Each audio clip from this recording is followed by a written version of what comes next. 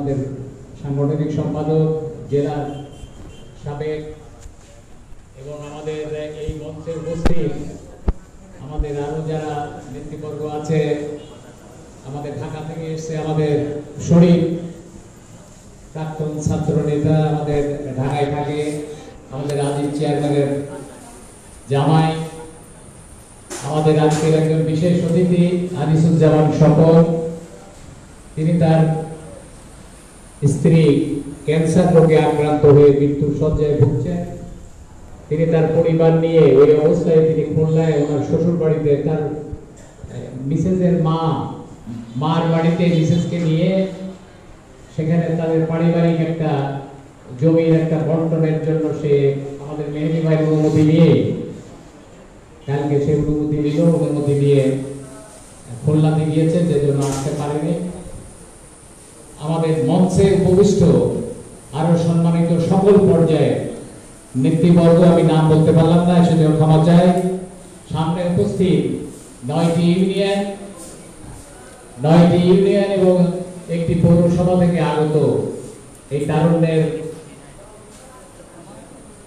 এই সমাবেশের সম্মানিত আমাদের সেই তারুণ্যের যুবক ভাইরা, বিভিন্ন অঞ্চল থেকে আগত আমাদের সম্মানিত নেতৃবর্গ, আসসালামু আলাইকুম ওয়া রাহমাতুল্লাহ। আজকে এই তারুণ্য সমাবেশের যে লক্ষ্য এবং উদ্দেশ্য সেটা অনেক সুদূরপ্রসারী।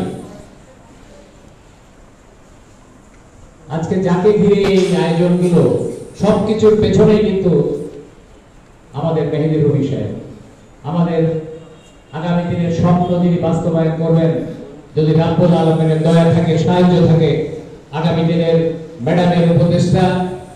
এই যারা এই কথাগুলো বলে, আমাদের যুবক ভাইদের কাছে বলি, তিনি এখনো ম্যাডামের রাজনৈতিক উপদেষ্টা। সর্বোচ্চ 50 জন এই ক্যাটাগরির সিনিয়র নেতারা যারা দলের জন্য স্যাক্রিফাইস করেছে, কেন্দ্রীয় নেতা হিসাবে গণ্য আছে, তাদের মধ্যে বাছাই করে সর্বোচ্চ 50 জন অথবা 30 জন 40 জন এরকম উপদেষ্টা আছে। তার মধ্যে তিনি অন্যতম উপদেষ্টা। তিনি মাসুদ রুমি সাহেবের সন্তান। মাসুদ রুমি সাহেব জিয়া রহমানের সাথে একসাথে কাঁধে কাঁধ মিলিয়ে রাজনীতি করেছে। তার সন্তান হিসাবে তাদের একটা আভিজাত্য আছে। কেন্দ্রীয় এখন যারা নেতা আছে, যারা বয়োজ্যেষ্ঠ ছিলেন, কুষ্টিয়াতে যারা বয়োজ্যেষ্ঠ ছিলেন, তাদের অনেকে মৃত্যুবরণ হয়েছে, অনেকে রিটায়ার করেছেন। কুষ্টিয়ার এখন বিএনপির সমস্ত কিছু তার হাত ধরে যারা রাজনীতিতে এসে আজকে বিভিন্ন রকম হুঙ্কার দিয়ে তার সাথে মুনাফিকি করে আজকে যারা রাজনীতি করছে, সবই তার হাতে করা। এটাই তারুণ্যের এই প্রতিনিধিদের জানতে হবে। আজকে কেন্দ্রীয় যেসব নেতারা আছেন, যারা আগামী দিনে পার্লামেন্টারি বোর্ডে থাকবেন, আপনারা দেখতে পারেন নাই তারুণ্যের অহংকার। আমাদের ভারপ্রাপ্ত চেয়ারপারসন মানে তারেক জিয়া, তিনি যখন দেশে ছিলেন মেহেদি রুমির নেতৃত্বে, মেহেদি ভাই যখন এমপি ছিলেন, তিনি খোকসা কুমারখালীর বৃহত্তর আকারের সমাবেশ করে তারেক জিয়াকে সম্মানিত করেছিল। যখন সন্ধ্যাবেলায় আমবাড়িয়া থেকে ওই ধোবরাকল কলেজের পাশ দিয়ে যখন আসছে, তখন ইলেকট্রিক আলোয় আলোকিত ওই এলাকা, তখন রবি সাহেবকে বললেন, রবি সাহেব আপনি করেছেন কি?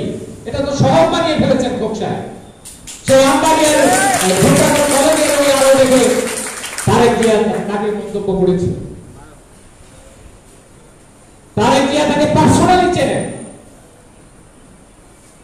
কারণ মাধ্যম দিয়ে না যে আমি অমুকের মাধ্যম দিয়ে আমি সৈয়দ মেহেদি আহমেদ রুমি।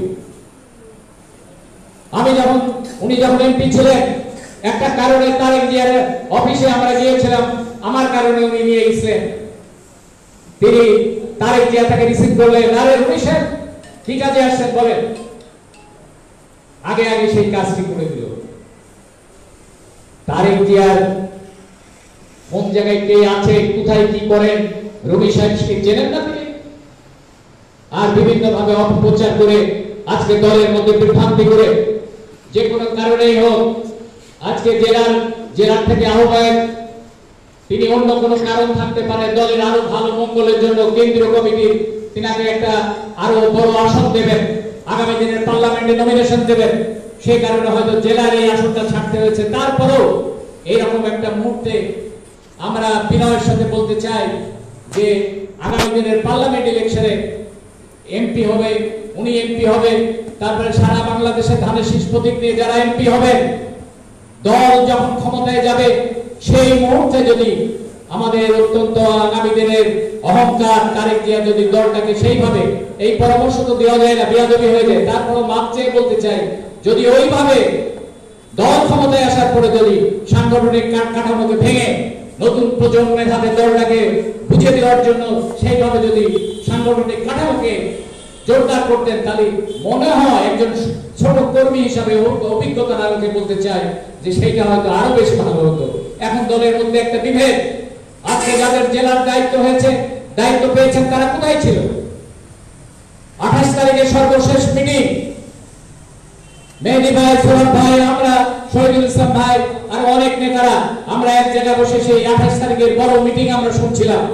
তারপরে গোলযোগ বেড়ে গেল সেই সাউন্ড গ্রেনেড দিয়ে, তারপর বিভিন্ন ফায়ার করে করে যেভাবে পুরো লক্ষ লক্ষ জনতাকে গুলি করে সেইভাবে ছত্রভঙ্গ করে দিল, হত্যা করে দিল। সেই আসনের অগ্রগণ্য ভাগে মেহেদীর নেতৃত্বে আমরা সাহস করে সেখানেই একটা বিল্ডিং এর মধ্যে আমরা আত্মগোপন করলাম। সেখান থেকে বেরিয়ে অনেক কষ্টে জীবনের বাজি রেখে আমরা সহ ফিরে এসে উনি বীর দর্পণে যখন বিএনপি অফিসে ছিলেন, উনি গ্রেফতার হলেন। আমরা যখন পাংশা পর্যন্ত আসলাম, আমাদের মেসেজ দেওয়া হলো আমাদের নামে আবার 28 তারিখের সর্বশেষ মামলা আমাদের নামে হয়ে গেছে। আমরা আবার সারা দেশ ব্যাপী ফলায় ফলায় থেকে আমরা হাইকোর্ট থেকে প্রচুর টাকা খরচ করে আমরা হাইকোর্ট থেকে জামিন হলাম মেহেদী ভাই সহ। মেহেদী ভাই জেলখানে গেলেন। সেই কেন্দ্রীয় নেতাদের সাথে আমাদের মহাসচিব, আমাদের মির্জা আব্বাস সাহেব, তারপরে আমাদের মহাসচিব সহ কেন্দ্রীয় নেতারা যারা ছিলেন, আমাদের বাণিজ্য মন্ত্রী ছিলেন আমির খুসরু মাহমুদ সাহেব, তারপরে গয়েশ্বর চন্দ্র রায়, এরা একসাথে তারা জেল কেটেছে, একসাথে রাজনৈতিক গল্প করেছে। সেই লোকগুলোই থাকবে পার্লামেন্ট পড়বে, আর তাকে বাদ দিয়ে আরেকজন হাইব্রিড নেতা আসে, সে এখন নমিনেশন দাবি করে, সে কি করে হতে পারে? দলে এসেছেন, দলের নেতৃত্ব মেনে কাজ করে। যদি দল আপনাকে ভবিষ্যতে দল হিসাবে মেনে নেয়, বিএনপি হিসাবে একজন কর্মী হিসাবে মেনে নেয়, তখন আপনি আস্তে আস্তে পর্যায়ক্রমে যখন মেহেদী রুমিরা রিটায়ার করবেন, তখন আপনার বিবেচনায় আসবেন। তার আগে ভাবেন কি করে? এইরকম একটা ত্যাগী নেতা, 17 বছর আমরা বিভিন্ন রকম আন্দোলন সংগ্রামের মধ্য দিয়ে তার নেতৃত্বে আমরা আন্দোলন সংগ্রাম করেছি, পলায়ে থেকেছি, জেল খেটেছি। যে কয়টা রাজনৈতিক মামলা হয়েছে সব মামলায় আমরা আসামি হয়েছি। আমরা বাড়ি ত্যাগ করছি, আমার বাড়ি ভেঙে আমাকে গ্রেফতার করা হয়েছে। এগুলো সবাই আপনারা সাক্ষী। আর আজকের খোঁচার রাজনীতির প্রেক্ষাপট আপনি দেখেন, আজকে দিনের পর দিন আমরা জেল খেটেছি, দিনের পর দিন আমরা রাজপথে থেকেছি, দিনের পর দিন আমরা মেহেদী রুমির নেতৃত্বে সমস্ত আন্দোলন সংগ্রাম করেছি। আর আমরা দলের থেকে আজকে বাদ হয়ে গেলাম, মেহেদী রুমি বাদ হয়ে গেল। আজকে আমাদের খোঁচা কুমারখালী সমস্ত এই দলের সাংগঠনিক কাঠামো নিয়ে একটা ষড়যন্ত্র অব্যাহত রয়েছে। সেই ষড়যন্ত্রের শিকার হয়ে আমরা আজকে নরনায়র হয়ে বিভিন্ন ভাবে আহাজারি করছি। সেই জন্য আমি বিনয়ের সাথে বলতে চাই যে আপনারা মনোবল ঠিক রাখেন, আপনারা লাইনচ্যুত হবেন না।